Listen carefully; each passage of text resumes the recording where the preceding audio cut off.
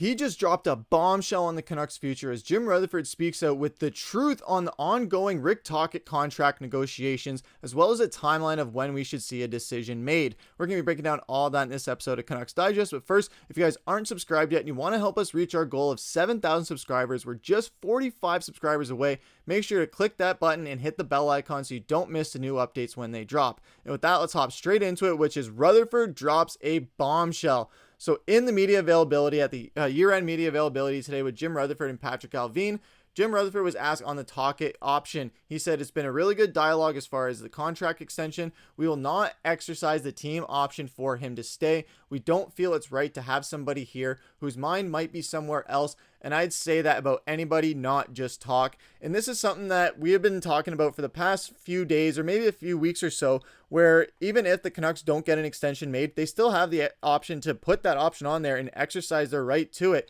to make him stay in Vancouver. But Bruce Boudreau was also in the media saying that he had that happen to him, mainly because he had nowhere else to go, but it felt like a forced marriage rather than just trying to stay and just help the team. He already had one foot out the door, and that's not what Vancouver wants to have with Rick Tocchet. They don't want to force him to stay if he doesn't want to be there, and they don't want to just force a connection that they have to just power through this season just until they can find another coach or make an extension happen. But if you go to an option, you're likely not going to make that extension happen unless something happens where you can just rekindle that relationship and fix whatever damages were done by exercising that option. Because when it comes to coaches versus players, the option is very much a maligned thing when it's applied to coaches versus players. For players, obviously allows more negotiating time and they're just out there playing. But with the coaches, there's a lot less stability in it. And it feels a lot more forceful when teams use it as more of a way to strong arm their coaches into signing an extension or just forcing them to stay for another year that they don't want to be there for. Obviously, Vancouver does not want that to happen. And Rutherford is dead set on putting that to rest as far as anyone talking about them using the option on Tocchet should they not reach an agreement. And as for his contract, we've gone through a process. We've negotiated. I would suspect sometime this week he'll have a decision. We have gone a long way from where coaches have been compensated with the Canucks for years, forever actually, and we're hoping he takes that contract and stays. And this is something that Vancouver's been looking for a long-term coach for so long. We haven't had a long-standing, massively tenured coach. Detroit, they got Scotty Bowman. Montreal, they've had a long history of coaches that have stayed for multiple years. Toronto, not so much in the recent years, but we have seen this as a trend where teams have a franchise coach that when teams think, players, fans, and everybody thinks of that team, that coach is aligned with it. We've seen Torts do it with a few teams, which is not one that a lot of coaches can say. However, with Tocchet, he has a chance to form a legacy of his own as being the Vancouver Canucks head coach. I know everyone's going to jump in the comments because everyone is polarized on how they feel about Rick Tocchet, his style of coaching, how it transcended into this year. And we're going to get into what Rutherford said on this season in a second as well. But looking at overall, this is a guy who won the Jack Adams last year. He's not just a system coach. Players love him. Players want to have him back. Connor Garland followed him from Arizona over to Vancouver. So that's another thing too. If Rick Tocchet does move on from Vancouver, you can't help but think after this contract year for Connor Garland, he would be going to wherever Tocchet is, or Tocchet would be trying to poach him from Vancouver. And I could see that absolutely happening because they have such a great relationship. And you look at the relationship that Tocchet has formed with a lot of these players, with Quinn Hughes, what he's done for his development and leadership. Elias Pettersson, they have a really good respect and very interesting dynamic to their relationship. Maybe it's a lot more dysfunctional than some of the other ones. However, it still is a really functioning relationship, and I think we're going to see a different PD next year. However, that's a whole other topic for a different video that they did cover in that press conference. We're going to have a video on that later today. But as far as Tocchet's concerned, players want to play for him, coaches want to coach with him, organizations want to have him in the building, and Patrik Allvin also echoed what Jim Rutherford was saying too, saying, as Jim said, we're working towards having Rick Tocchet back here, and those guys, his coaching staff, are obviously attached to his contract status too, but that's nothing we're talking about here. Again, our intention is to get Rick back and have a decision here during the week. So that was another thing that Patrik Allvin was asked about is, if you don't get Rick Tocchet back, what does that mean for his coaching staff? And Allvin just coming out and saying, we're not even thinking about if we're losing his coaching staff because we're trying to get him staying here. We're not thinking about losing Rick Tocchet, let alone his coaching staff, because that's not what our intention is. We're just trying to make this happen at no matter what the cost almost. It seems like that Vancouver wants to keep Rick Tocchet for a long time in Vancouver, and they're going to go to great lengths to do it. We saw how Jim Rutherford was saying that Canucks coaches haven't really been compensated with term or massive money so far in the franchise's history. Rick Tocchet has a chance to be that trailblazer or that first for Vancouver, and really has an opportunity, already having a Jack Adams, already having a Pacific Division title, already having a Western Conference semifinal appearance in his second year as a head coach and first full season as a head coach. So now he has a chance to really kind of build upon that. And yes, it's not going to happen every year. There's going to be some down years. It's going to be a process, and there's going to be through transitions as well. Rutherford even said today how the team went into this season as a cup contender and had to become a team in transition halfway through the season, or even just before that, because of all the drama and the injuries that just kept piling up and piling up. To now they're at a point where at least the defensive core is settled, and now it's just focusing on the forwards.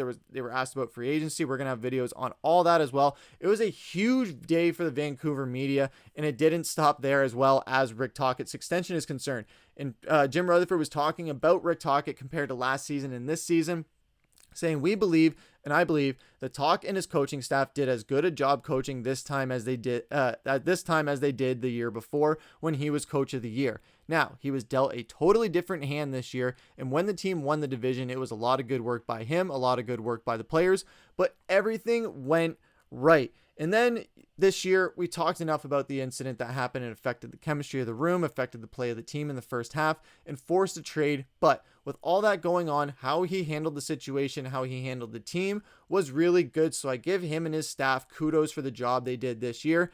And absolutely, I know throughout this whole season, it was a big conversation amongst fans of who is to blame for this season. And really, there is no one person you can blame for this season. It's a team sport. It's not just one player. It's not just one coach. It's not just one member of the staff. It's not just one general manager.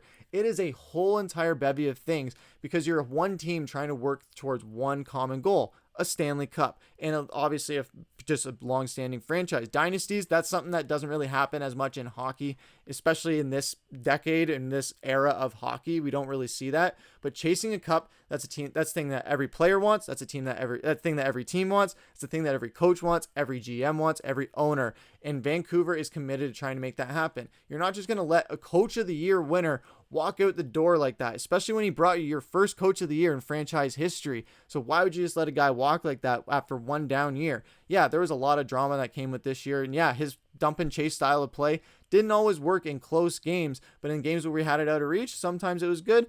But there is going to be things he's going to adapt with. He talked about adversity in his press conference, saying you got to deal with adversity and not just do the same things. If something doesn't work, you got to change it. So obviously, if Tocchet was saying that his dump and chase style of play wasn't working, he's probably going to change it up next year and not rely on it so much. We see it in all other sports, where if a team goes into a season, or a coach, a coordinator is calling the same types of plays or the same style of gameplay, they're going to get figured out, and teams are just going to roll all over them. So they go into next season saying, okay, it works for us, but only when it works selectively. We can't just abuse it. And that's the thing with Tocchet here, is I think when he comes into next season, rekindling the relationship with Pettersson, or just repairing it, making sure Pettersson is ready to go, making sure he's staying in good with the players, all this saying that if an extension is reached, which I think an extension will be reached within the week, as Jim and Patrik Allvin were saying. So I think we're going to see something happen here soon. So if and when we see that happen, that's when we're going to see Tocchet really start to take the reins here, where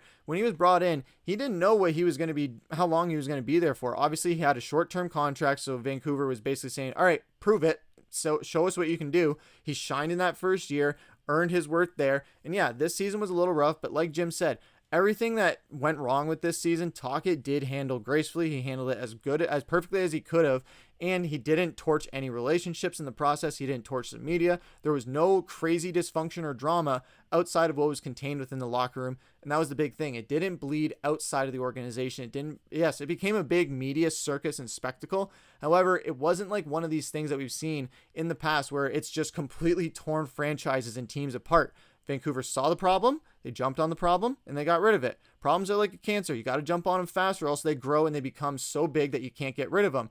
They saw that happening with JT Miller and Bo Horvat. They moved on from Bo Horvat, thinking that JT Miller wasn't the problem. That tumor grew and grew and grew. Then it said, okay, JT Miller has been the problem, was with the problem with Bo Horvat, but now he's becoming the problem with Elias Pettersson. So rather than let this just completely tear the locker room apart, because it was starting to do that, it wasn't just between two players, as the coaches and management was saying. It bled into the entire locker room and split everybody down the middle almost, and just really affected everyone's play. So they saw that problem was growing and growing and growing.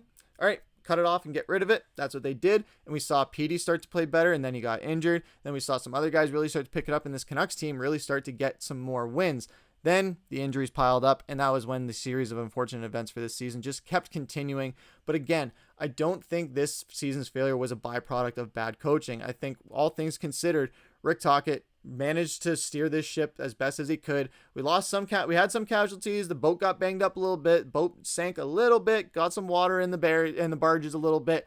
But I know he's going to be back in there with the buckets trying to scoop that water out, get this boat back afloat fully, and get us back into that playoffs with a lot of the other teams that we are definitely as good as on paper. It's just having to stay fully healthy and making sure those playmakers can keep up that progress so that we can hang with these big boys. We should be hanging with these big boys. We got Quinn Hughes, who, if it wasn't for the Canucks season, he'd be in the running for another Norris this year and still should be in the running for a Hart Trophy. And if you put that on a team that is successful, I'm not saying you put Quinn Hughes on another team that's successful. No, I'm not saying that at all. I'm saying if you have Quinn Hughes with that, if you have Quinn Hughes firing on all cylinders, Elias Pettersson firing on all cylinders, Kiefer Sherwood continuing to get better and better every season. Then you have Pius Suter, get him into an extension.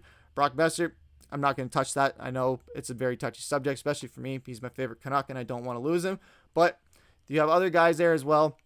Jake DeBrusk is going to continue to build on a career year that he had this year after finally getting out of Boston, where he was a bottom 6 guy, into the Vancouver Canucks, where he was a top 6 guy, and Tocchet really was able to bring the best out of him. And he was able to get that confidence where he said, hey, NHL, I'm a top 6 guy. This is what I'm capable of. Vancouver brought me here for this exact reason, and I lived up to expectations fully. He was our best power play scorer. He was one of our best goal scorers, and I can't wait to see what more he does next season. But that's the biggest thing, is these players, Vancouver players, since Rick Tocchet's gotten there, almost every single player has had a career year under Rick Tocchet. Now, why would you want to jeopardize that?